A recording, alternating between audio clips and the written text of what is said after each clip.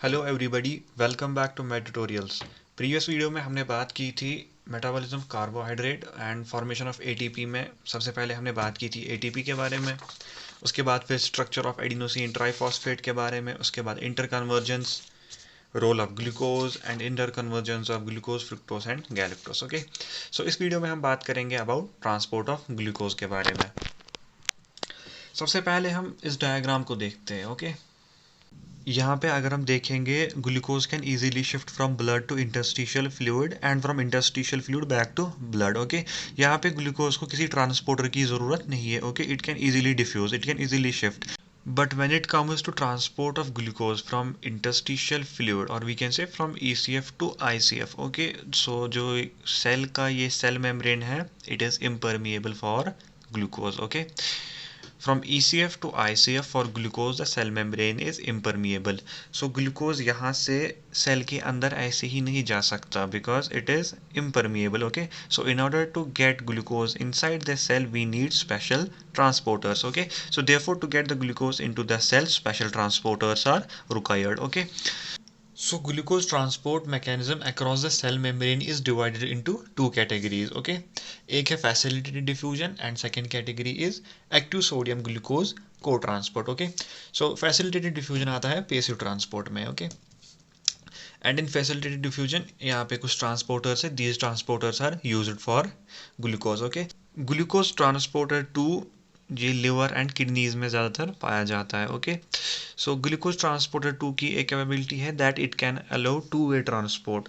That is, जैसे कि अगर हम लिवर की बात करेंगे, liver can take up glucose. Okay, so glucose transporter 2 जो है it can allow glucose into the liver, as well as जो लिवर है it can make glucose available for other cells. So glucose transporter 2 जो है it can allow glucose to move out from liver. Okay, इसी तरीके से glucose transporter 1 and glucose transporter 3, जो ये दो ट्रांसपोर्टर्स है, these are basal transporters. Okay, and these are found in most of tissue cells as well as in neurons. Okay, similarly glucose transporter 4, glucose transporter 4 is found in adipose cells or we can say muscle tissues. Okay, so this was about facilitated diffusion.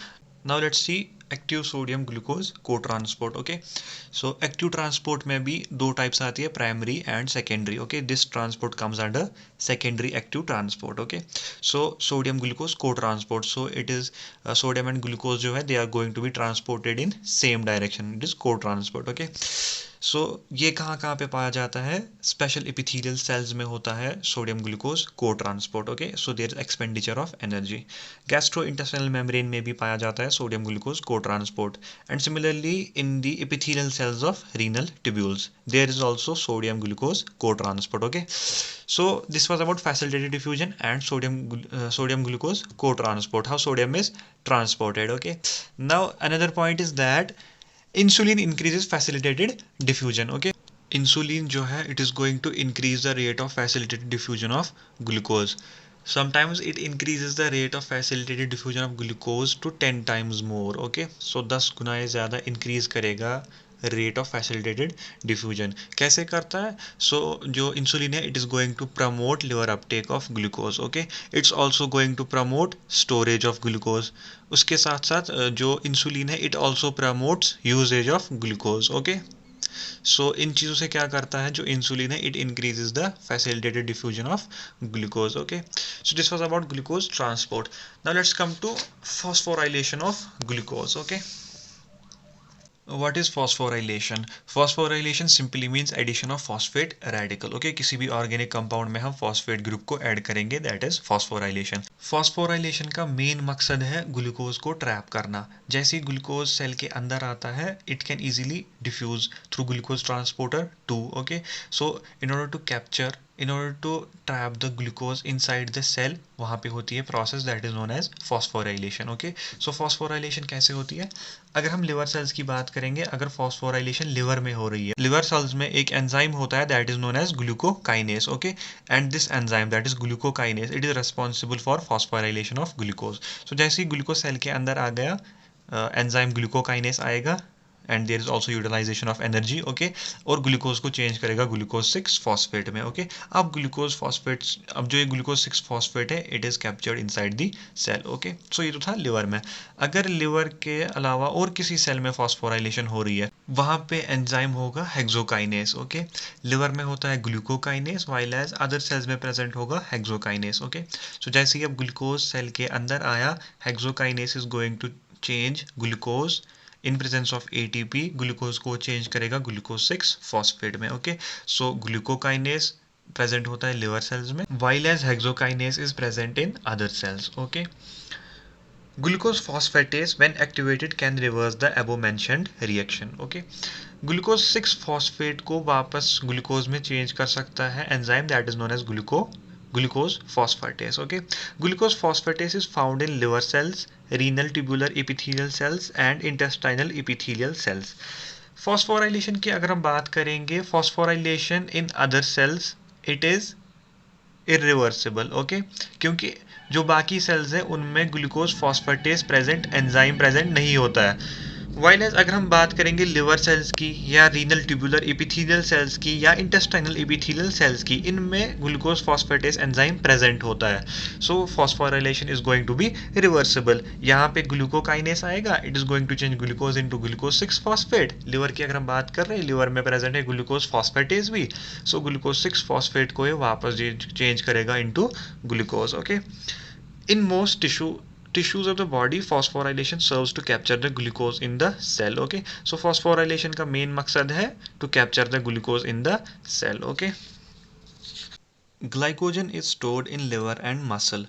So सबसे पहले देखते हैं what glycogen is. Glycogen is the large polymer of glucose, okay. So जब glucose का polymer बनता है it forms glycogen. All cells of body are capable of storing at least some glycogen, but certain cells can store large amounts, especially liver cells and muscle cells, okay.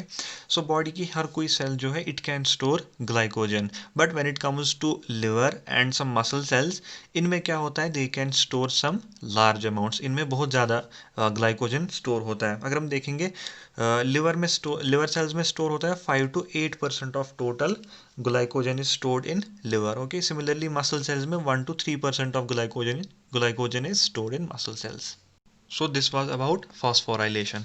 अब हम आते हैं इस video के last topic पे, that is glycogenesis and glycogenolysis, okay. Glycogenesis, okay. Formation of glycogen, or we can say formation of large polymers of glucose. Now let's come to mechanism of glycogenesis. सबसे पहले क्या होता है, blood glucose is transported inside the cell, okay. Transport कैसे होगा, via glucose transporters. So जैसे ही glucose cell में आता है, it is converted into glucose 6 phosphate by the enzyme glucokinase, okay. That means this process is happening in liver, okay. So glucose को अब change किया glucose 6 phosphate में, now glucose is captured inside the cell. अब glucose 6 phosphate जो है it will be changed into glucose 1 phosphate, that is 6th position पे attached था phosphate radical, now it will be attached at 1 position, okay. So first position पे attach होगा phosphate radical, okay. So this glucose 1 phosphate will be now converted into uridine diphosphate glucose. So जैसे कि हमने interconversion में भी पढ़ा था, glucose 1 phosphate gets converted into uridine diphosphate glucose, and this uridine diphosphate glucose is easily converted into glycogen, okay. So this was the formation of glycogen. Blood glucose सबसे पहले cell के अंदर आता है, चेंज होता है into glucose 6 phosphate, then glucose 6 phosphate changes into glucose 1 phosphate. So these two steps are reversible. Then glucose 1 phosphate changes to uridine diphosphate glucose and finally into glycogen, okay. So this was about glycogenesis. Now let's see glycogenolysis, okay. Glycogenolysis means breakdown of stored glycogen. सो जो यहाँ पे liver cells में glycogen बना था, अब इसी glycogen का break down होने वाला है, that process is known as glycogenolysis, okay. So glycogenolysis is catalyzed by enzyme phosphorylase. Phosphorylase क्या करेगा, phosphorylase is going to break down glycogen back into glucose 1 phosphate, okay. And glucose 1 phosphate can easily be converted into glucose 6 phosphate. So ये दोनों steps reversible है. Glucose 1 phosphate can be changed into glucose 6 phosphate and glucose 6 phosphate enters into glycolysis, okay.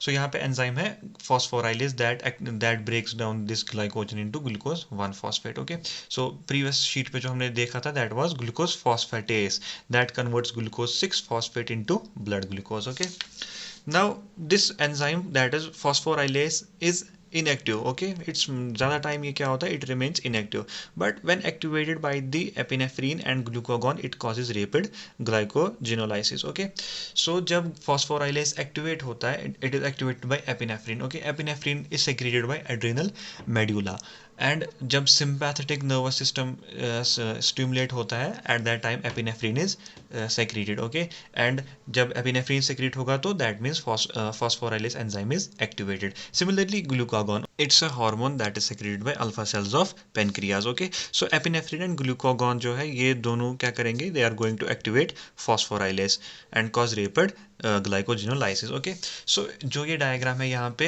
It shows both the pathways. So ये वाला pathway is for glycogenesis and this pathway is for glycogenolysis. Okay, so guys, this was all about today's video. In upcoming videos we are going to talk about glycolysis, so stay tuned and thank you guys for watching this video and do subscribe my channel.